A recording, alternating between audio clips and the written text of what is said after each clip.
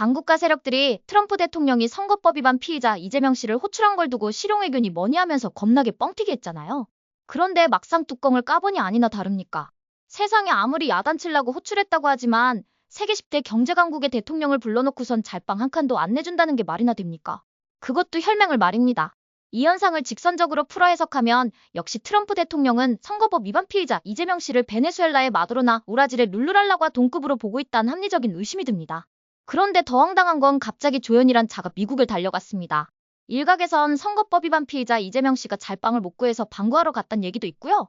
일각에선 트럼프 대통령이 호출한 걸 취소해서 갔단 얘기도 있습니다. 이제 며칠 후면 무엇이 진실인지 밝혀지겠지만 중요한 건 선거법 위반 피의자 이재명 씨의 앞날이 칠흑 같은 어둠에 쌓여있단 겁니다.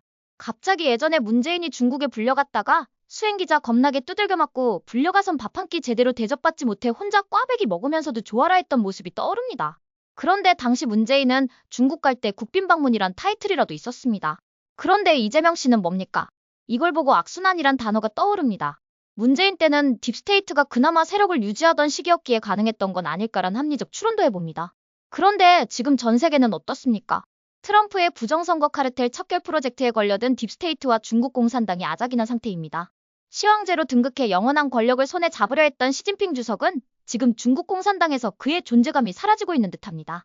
그런데도 아직도 정신 못 차린 우원식이는 중국 전승절에 참석한답니다. 그뿐입니까?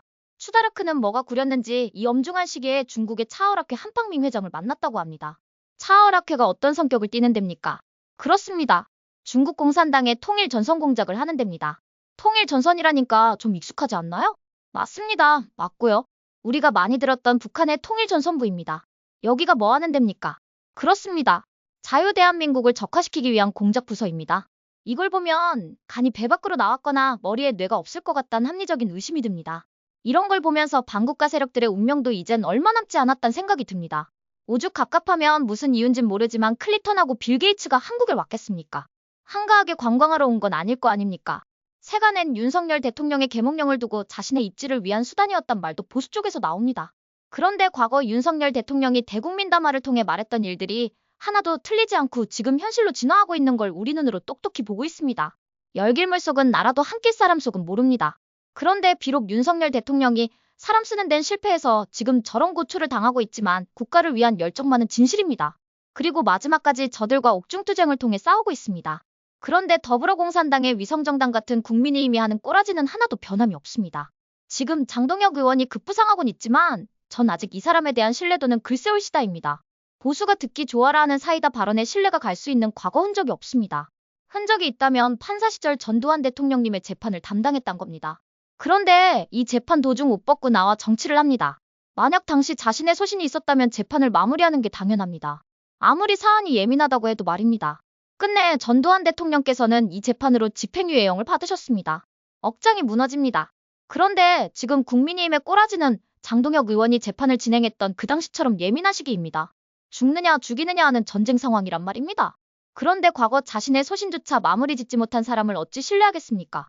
그래서 걱정입니다. 지금 반국가 세력들 척결은 착착 미국과 보수애국 시민의 주도로 진행되고 있는데 막상 이걸 정치적으로 마무리해야 할 정치권은 아직도 똥과 된장을 구분 못하는 아노미 상태입니다. 아무튼 이재명을 포함한 반국가 세력들은 잔챙이도 엄벌해서 다시는 이 땅에서 악행을 할 수 없는 환경을 만들어야 합니다. 그리고 보수정당은 기회주의자들이 발가락도 얹지 못하게 만들어 다시는 지금과 같이 나라를 난장판으로 만드는 일은 없어야 할 겁니다. 이제 마무리하겠습니다. 이제 며칠 후면 이재명의 운명이 결정되는 시간이 왔습니다.